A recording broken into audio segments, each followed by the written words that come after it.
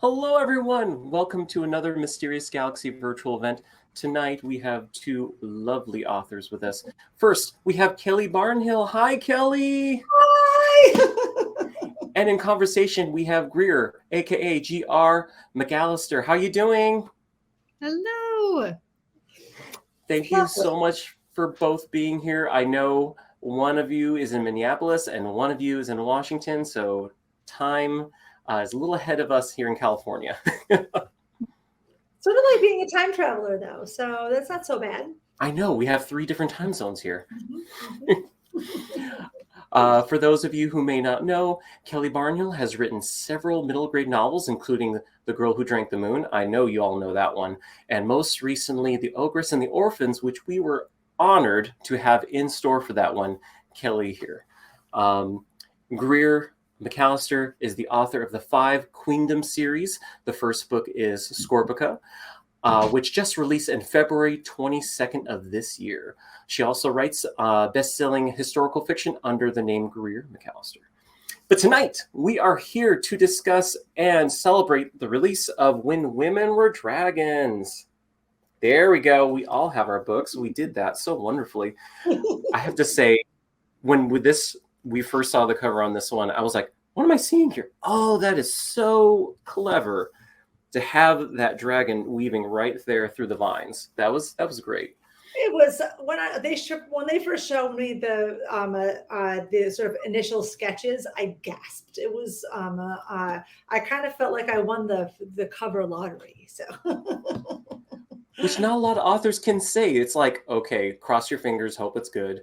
If you're lucky, you get to choose between a couple. It's true. I always tell people that whenever they see a book with a really atrocious cover, it means that there is a writer at home weeping into their beer. Although when I say this at schools, I say weeping into their hot cocoa.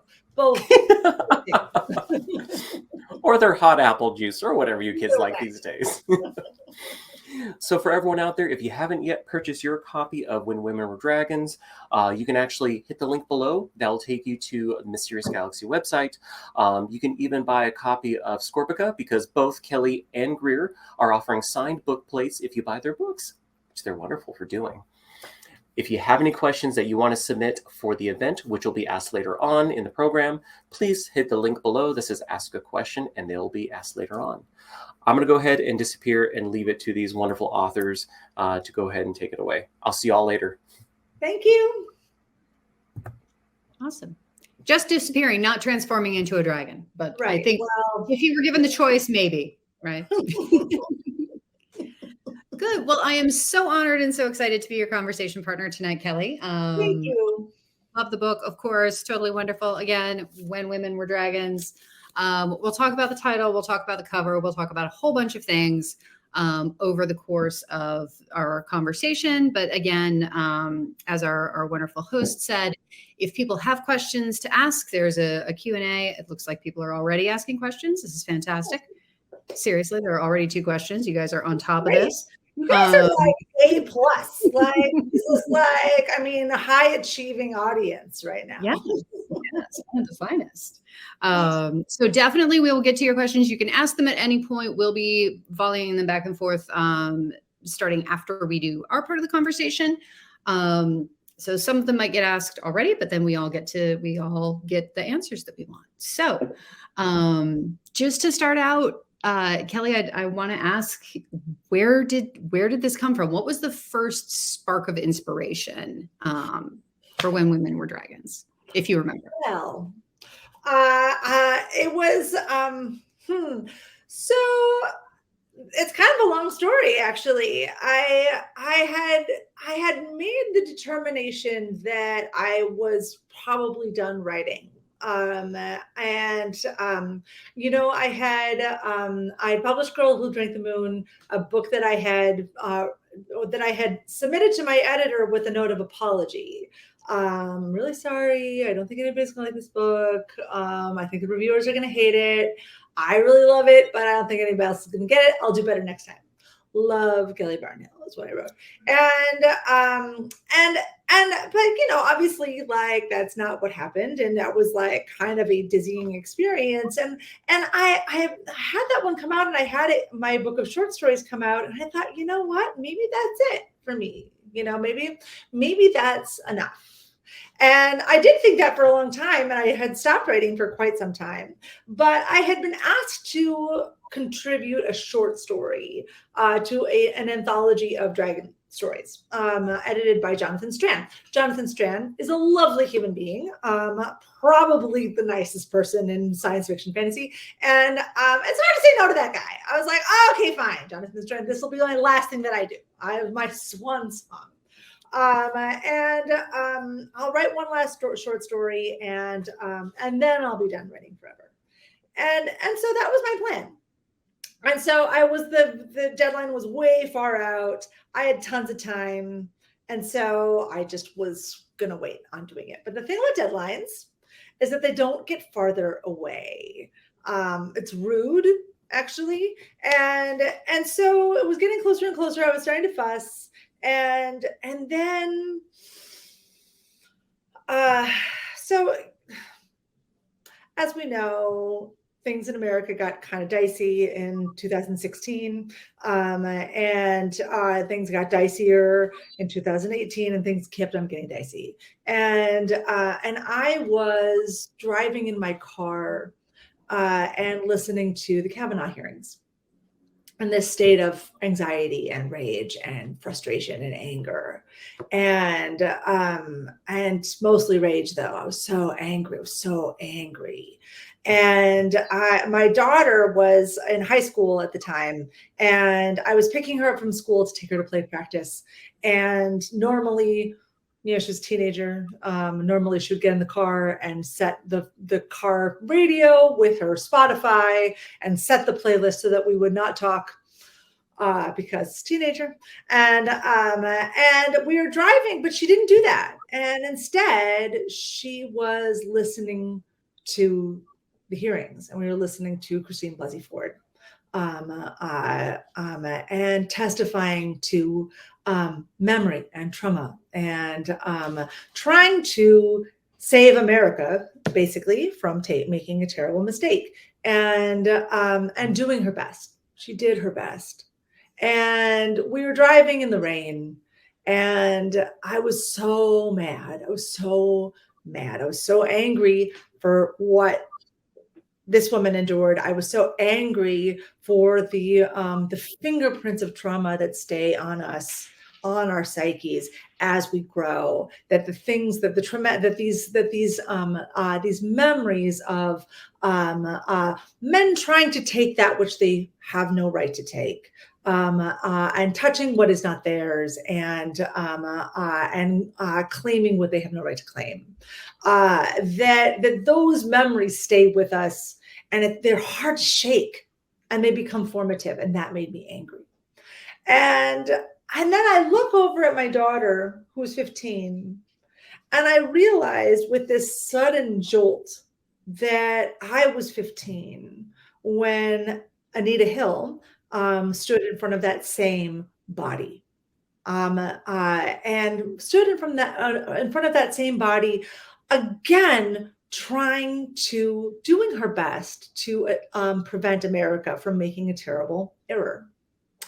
And both of those women did their best, and they failed. And it wasn't their fault, but the fact that they did it did matter. And I remember being that age, and I remember listening with the same kind of intensity that my daughter was listening. She was leaning forward. She had her hands in the fabric of her jeans, while I was sitting there gripping the steering wheel with that same kind of fervor. And I just had this sort of, it felt like a stone in my guts, that here we were, an exact generation later, doing the same goddamn thing.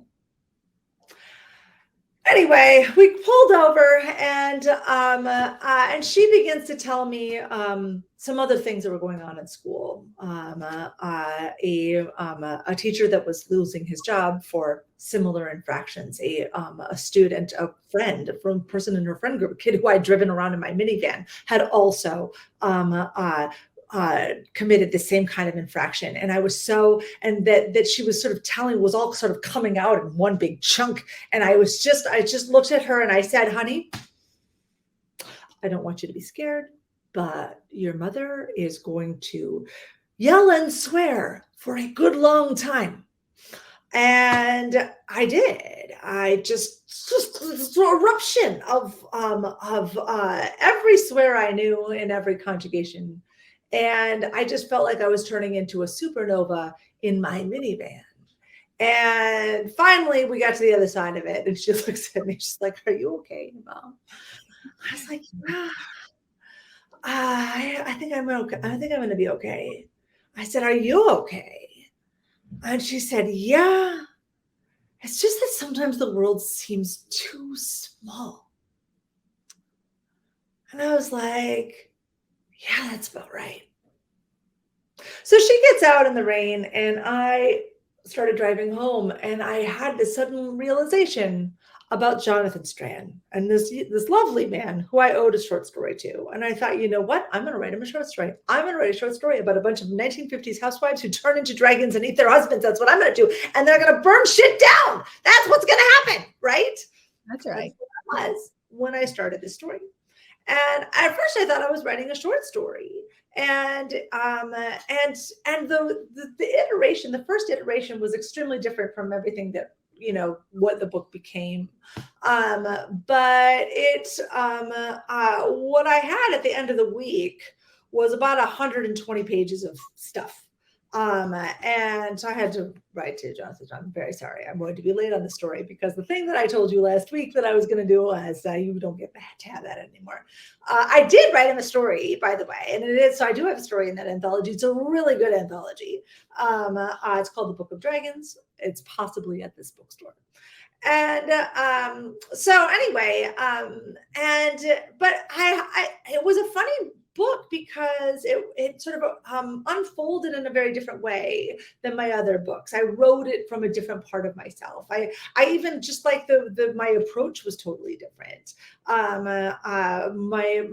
My middle grade books I write entirely in longhand. I have a box that like I keep all of my stuff in. I have to think about a book for about 2 to 3 years, sometimes even longer, before I can even start writing. I have all kinds of things happen in a very particular way with those books. This book was completely different. Like I wrote 3, like sort of came out in 3 separate chunks, like these big narratives that then I had to sort of like break apart and weave together. And in this like completely, I didn't do anything longhand at all. Everything was on the computer, like everything about it, from even just like the sensation of writing it was different. So anyway, so I don't know if it'll happen again. I have no idea. This is all new to me. So anyway, that's kind of a long-winded answer. I apologize. No, but that's first of all, what we're here for is to hear your answers. And second of all, I think you answered some of my other questions as well. Well, I do that. So. Why dragons? And obviously the answer is dragons because Jonathan needed a dragon story. Right. That was the spark, if you will. Yeah, well, and I love how, there's never just one thing. It's never just one inspiration. It's sort of twining who you are as a person in that moment with the idea that comes to you and maybe some other ideas that you had percolating along. And it just becomes this book. And if it had been written at a different time, it would have been a different book, but it's this book. And I was also going to ask, and I still will sort of ask, if it was different writing, knowing it was for an adult audience, but it felt like you were almost just writing it because you had to and not thinking about who it was going to be for. And yeah, I mean, for sure. I mean, I think generally, I don't think about that very much when I start writing anyway, although it is true that the sort of unfolding of the story was more similar to the way in which I approach writing short stories, which does tend to be like also tends to be on the computer as opposed to hand. I mean, sometimes I compose a short story in longhand, but usually not. But also I will typically write a short story in one sitting. Or at least over the course of a day, and sort of like get the at least the texture of the story and the shape of it, and then I sort of go back and weave around and play for a long time, sometimes years after. And oh look, they did put it. I knew you guys had it, and so but typically though. My short stories tend to be for adults because there's just not a lot of places for short stories for middle graders to really live. I mean, some, and I do have some published in different places, but largely when I'm writing a short story, and also just because of the way in which I experience short stories and sort of the form, I think really lends itself to those more sort of adulty concerns and stuff. So, yeah, and they're different animals, the short story and the novel, for different. I mean, a short story is more similar to a poem than it is to a novel, I think. It's much more experiential. It's much more sort of architectural, and it's like in that. Just the placement of words and the placement of syllables is much more akin to poetry, I think. Right, absolutely. And it's not that we write novels thinking that we have a lot of wasted moments, but there are no wasted moments in a short story. Like, you can't even afford to have a sentence that's off topic. Yeah, totally. The way I explain it to my students sometimes is that a short story is an experience. It sort of lives on the edge of a blade, whereas a novel is where you live. Like you, and so you inhabit the landscape of a novel for a long period of time. Every rock, every blade of grass, the way that the earth smells in the spring versus the fall, like all of those things are. Obviously we labor over every word for our novels too. Holy crap, do we labor over every word? And I think I read the whole thing out loud like a million times to my dog, Penny, who is actually asleep right over there. I'll show her to you later. That's now, like any pets in the nearby area, if it's a visual call, there's got to be pet. Indeed.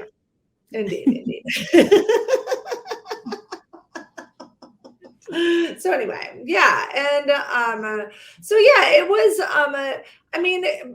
and even still, like, even once I realized that I was writing, for a little while I thought maybe I was writing a novella. I wasn't sure what I was doing, and so, which is why I kept setting it aside, because like, oh my God, I don't even know what this is. But it was like, there was never any doubt that this was, for an adult audience. I mean, primarily just because of the view of the piece, a middle grade novel, like the view is outward, because middle graders are trying to understand the whole world. So it's like all of those, like trying to understand how the world works and like these big concepts, what is justice, what is truth, what is friendship, all of those things. And YA is inward, who am I and do I matter? I've never been a person to do this thing, but now I am a person who has done this thing, and now I'm that person forever. And of course that's not true, but that's how you feel when you're 15. Whereas for adult fiction, the view is backwards. Like, how the heck did we get here? And what does it all mean? And so the view of this piece, even like really from the very beginning, like just the tone of it, I was like, oh, this is for adults because the view is backwards. Like, whoa, let's look behind us. Okay. Let's put it all in context, shall we? So, anyway. Yeah. So it was always dragons. It was always women transforming. Was it always the 1950s? It was really from the very beginning. And I didn't really think about that very much, it was just like, that's just what it was, and probably because, and again, because we're always living in this soup of all the things coming at us from, the news and conversations and like whatever dramas happening in the neighborhood or whatever, like all of this is sort of like coming at us and sort of informing how our stories transform and evolve. And so, and for sure, like there's that phrase, whenever we talk about sort of reproductive rights in America and like the precarious nature of this and how, I mean, most of us who are, of adult age, we all grew up with this fear that that our autonomy could be taken away. Like it can't be, but boy, maybe, like, and so that phrase, those guys, they want to take us back to the 1950s, right? Like that comes up a lot, and so I think that and that particular and why we pick that and not like 1972, I have no idea, but that is just like the phrase that comes up again and again.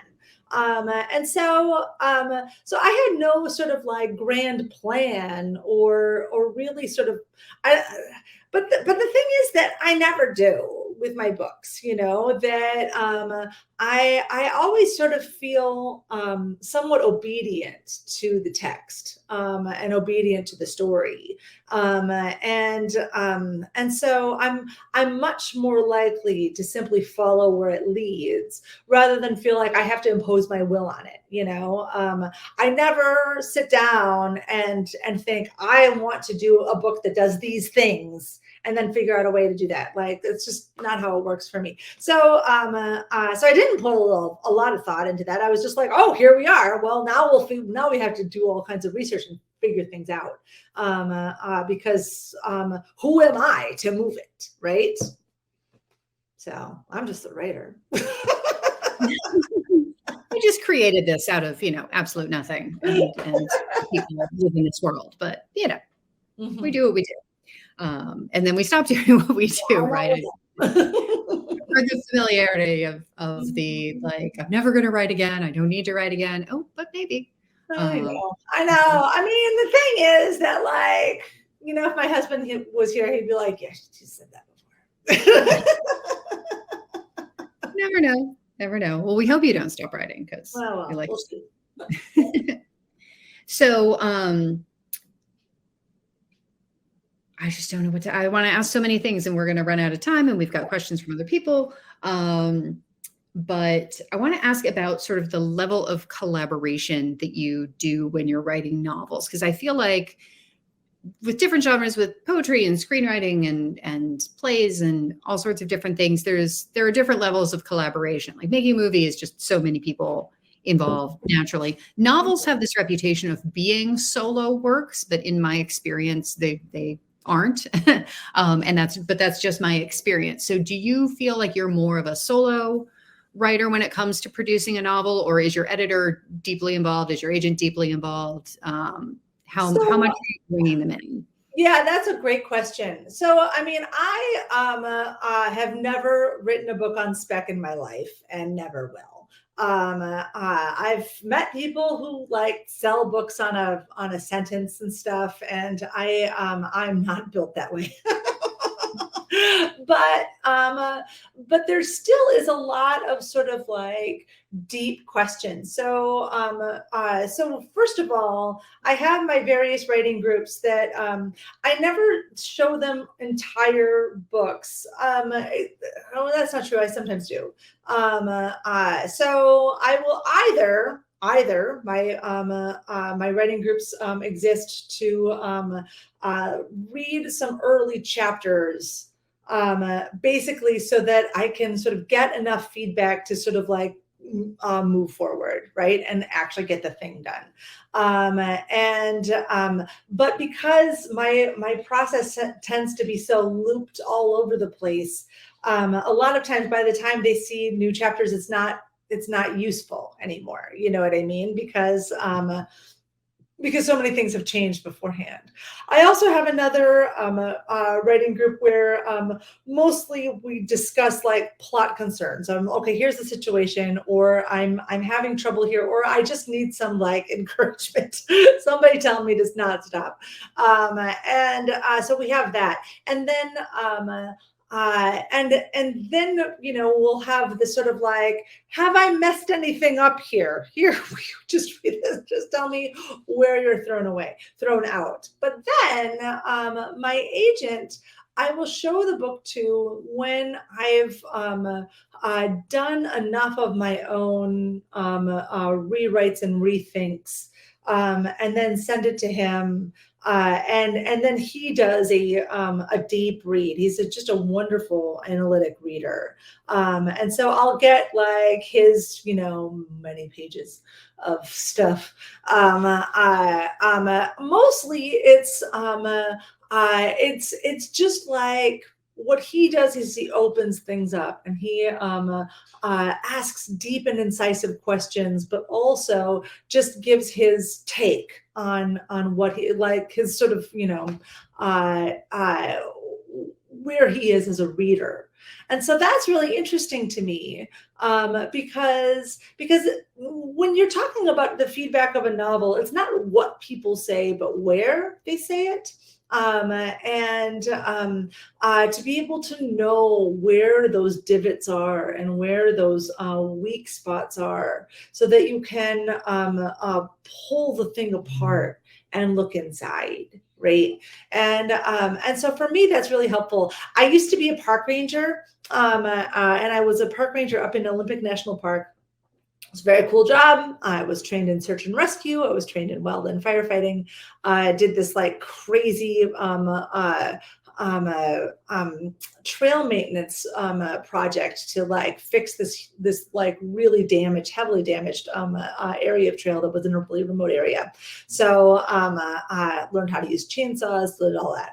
And I had this boss who was named Vic Stansky-Lescu. He was awesome. He rolled his own cigarettes and he talked like this.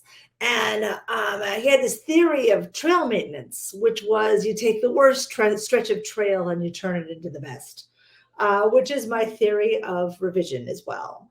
That all of these, like wherever people are having trouble, that's your opportunity, like that. Those are the places that want to be the best places. So, but again, knowing where they are rather than what people are saying is extremely helpful.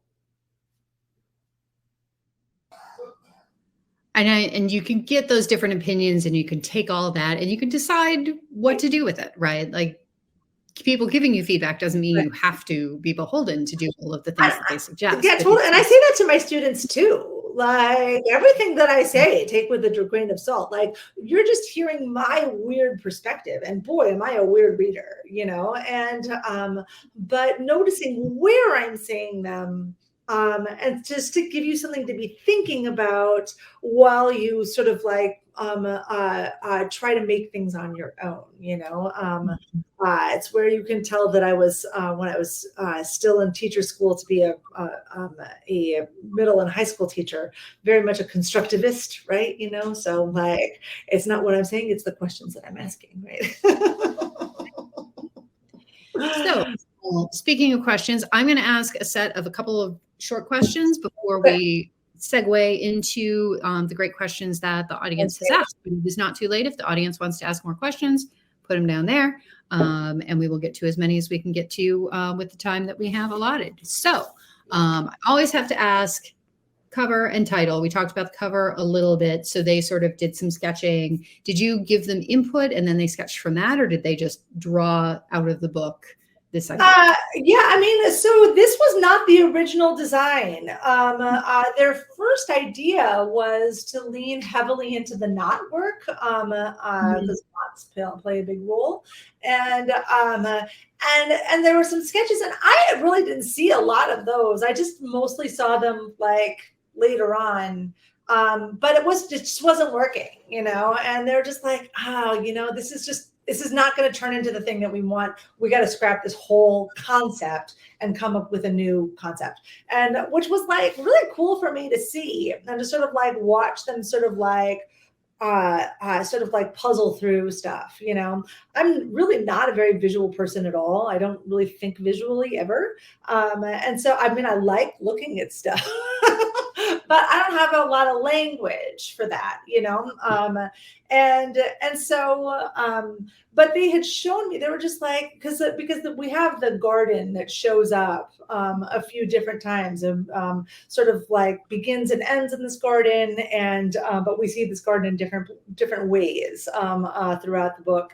And so they're like, this is what we want to do. Here's the artist. Here's some stuff. And I was just like, this is freaking cool. I love everything she's done. And so go on, have fun, make trouble.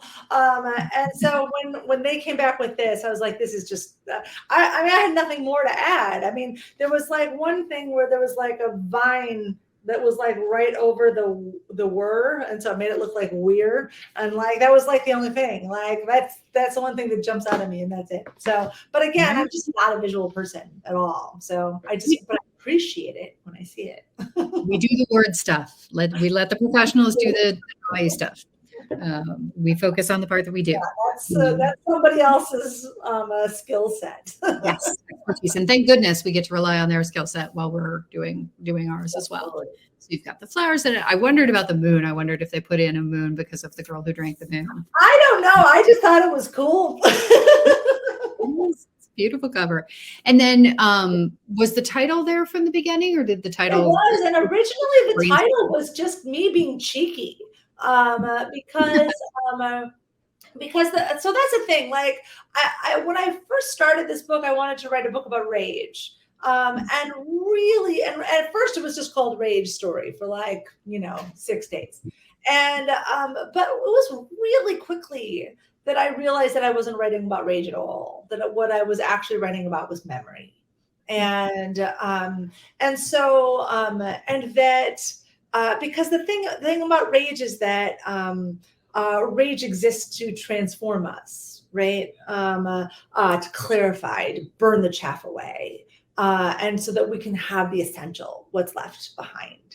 And so and once I realized that I was writing a book about memory and trauma, and the way in which rage interplays with those things, and that when we have like an entire section of the population that is raised to be distrustful of their own rage and distrustful of their own anger, because nobody likes an angry woman, right? And it's not ladylike, it's not pretty, and so and then, which means that you have an entire section of the population that is denied that process, that clarification. And of course, rage also, there's another part of rage that, like, when people stay there and then, like, whatever, they're watching Fox News all the time, and it's bad for them, and that's why we have therapists. And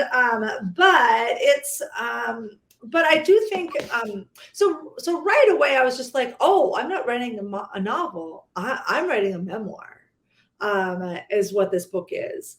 And once I realized that is when I changed the title to When Women Were Dragons, as an allusion to one of my very favorite memoirs, When Women Were Birds, which is also about the language of silence, and memory, and again how silence is around things becomes its own language, basically. And it's a wonderful, wonderful memoir. And so it was just kind of like my own little joke with myself. But then that was the title, and I couldn't change it. This happens to me all the time, by the way. In Ogress and the Orphans, the 15 orphans their names are alphabetized. And that was just so that I could keep them straight, and then I could sort of play with the names. And it was, again, a joke with myself. But then it was their names, and I couldn't change it. Totally. All right. Well, we are going to hop into some audience questions. And the one that's at the top, I will ask first. Your book is the latest in a resurgence of women's rebellion fiction, like The School for Good Mothers, which is appropriate given recent events. Do you believe we'll read more of these stories during the next few years? I mean, I assume so.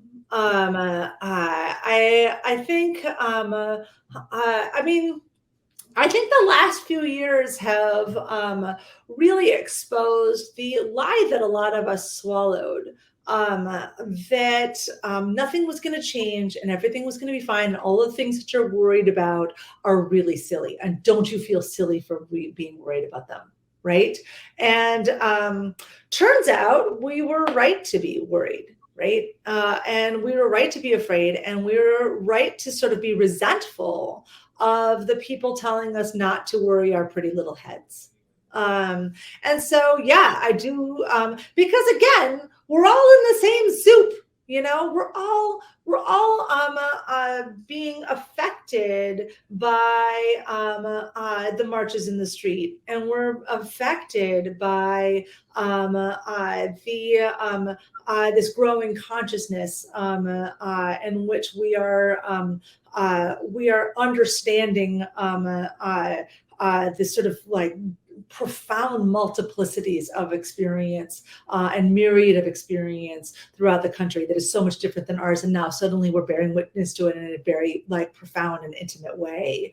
We are all staring at the same rectangles of doom, right? Like, oh, what's the news now? Bad? Oh, it's terrible, right? And so we are, so I think that is, that is going to show itself in art. Of course it will. So that's what I think. And I think it's interesting how fantasy is a vehicle for exploring that, because it's about our world at the same time that it's not about our world, in the way that when I was writing historical fiction, it was never really just about the past. It was always, this period, how much have things changed really, since it's always a mirror back to where we are. Always a mirror. I mean, it's in some ways it's like Emily Dickinson's, tell all the truth, but tell it slant. The truth must dazzle gradually, or every man be blind. And so I think that's part of it. But also, I mean, Ursula Le Guin talks about this in Cheek by Jowl, which is a wonderful book of essays, and everybody should read it. And but where she talks about this idea, fantasy fiction generally is really what the majority of storytelling has been in the human animal since we've been telling stories, which, by the way, is since before we could talk. We've been telling stories since before human beings had language, which is the freaking coolest thing I've ever heard, and kind of still floors me to this day. And this, when we look at realistic fiction, it's extremely modern, and it's extremely like it is this little second of storytelling in this like vast opera of storytelling that we've had, since the very beginning. And so I think that there is something very primal in those kinds of stories that lift us outside of the everyday, so that we can look back at ourselves from a faraway place and understand our world and our concerns and our humanity with the clarity of distance. Know what I mean? Yeah, I do. Next question from the audience, one from Carrie or Kari Sutherland. I'm going to ask the first part of it. The second part of it is kind of spoilery. I don't want those who haven't read the book yet to know too much. But the first part of the question is also very interesting. How did you get the idea for knots to act as suppressors of dragon transforming? Oh, such a good question. I have no idea. I mean, I think that the lore of knot work is so interesting to me. And a lot of the things that are in the book, sort of in the history of not work, all of that is true. It is true that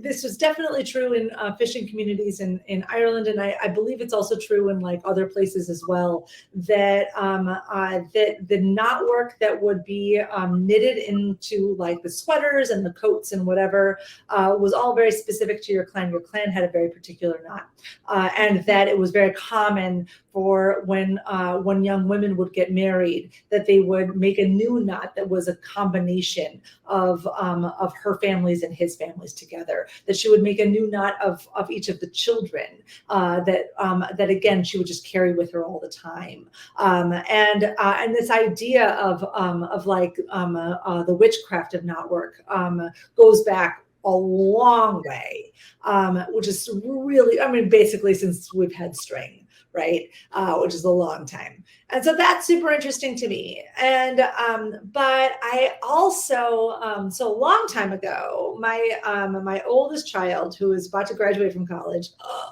from MIT, was at Princeton for a interview. And Princeton was not the right place for this kid, but it was fun being there. That's where my husband went, and so I got to sort of like see his old haunts. But the math department had this like math tea that happened every week or month, or I don't know, in this like fancy room in this old stone building. It was very lovely, and so all of the math people would be there, and it was like mostly men, you know, like the professors were mostly men, the graduate students were mostly men, a few women that like sort of scampered in and then scampered out, but like it was a lot of sort of like old men talking about mathy things. And I'm there like not as a math person at all, and I ended up talking with this old man who was what are the geometry people? What are they called? Geometricians? I don't know. And but he was his expertise was in topography, particularly knots. And he was had this long explanation for things. And as it turns out, he was had consulted with my college roommate, who was also a math person and also really interested in knots and also really interested in the fiber arts. And she had did this whole project on looking at basically turning the Book of Kells, the knot work in the Book of Kells, into mathematical expressions.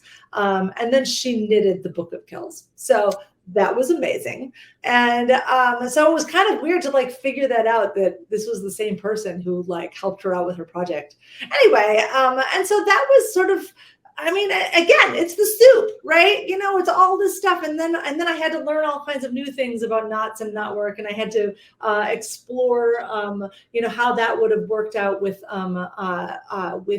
Alex's mother's sort of interest in work, and like how her sort of like her study, her thwarted study and her thwarted future would sort of come in this oblique way.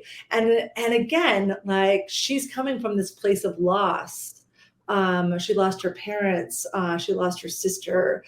She lost her future. She lost so many things. And so she starts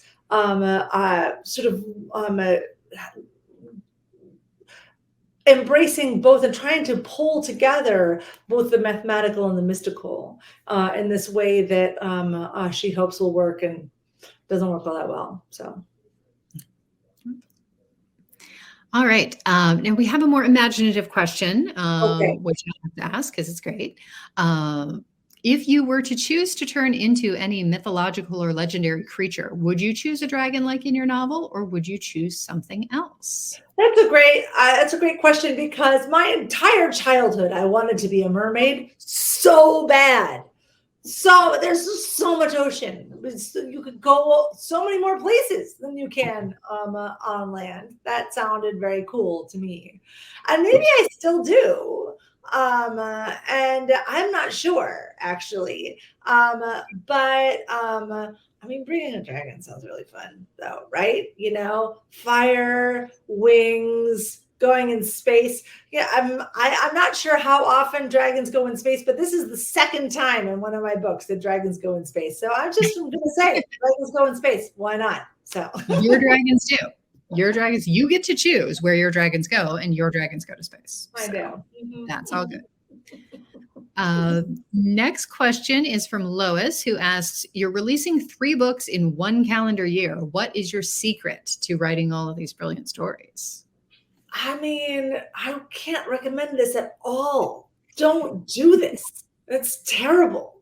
It was not my intention to have all these books come out at once. Just sort of like happened that way. I mean, part of it was that, I mean, all 3 of these books I kind of wrote by accident.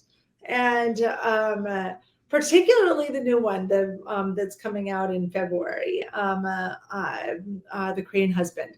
That one I wrote in an RV. We purchased a used RV to take the kids to college so that we didn't have to put them on a plane in the pandemic.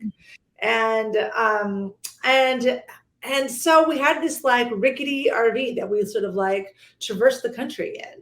And I had already seen, I mean, of course, the crane migration through Nebraska is really something else, and everybody should see it at one point in their lifetime. But there's all kinds of other crane migrations, and I've seen them come through Wisconsin as well.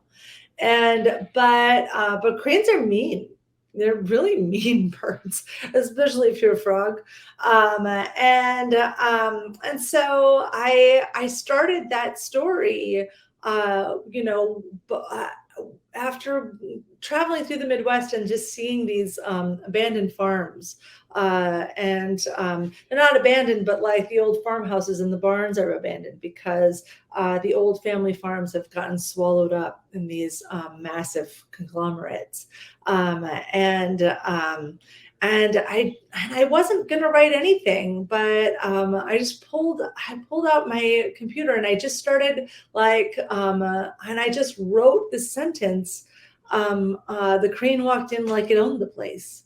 And then like it just turned into a novella on our trip. I mean, primarily because I just needed something to do, because it turns out it's really boring to drive across the country in an RV. I don't know if you've tried it. A lot of downtime, a lot of quiet time. A lot. So anyway.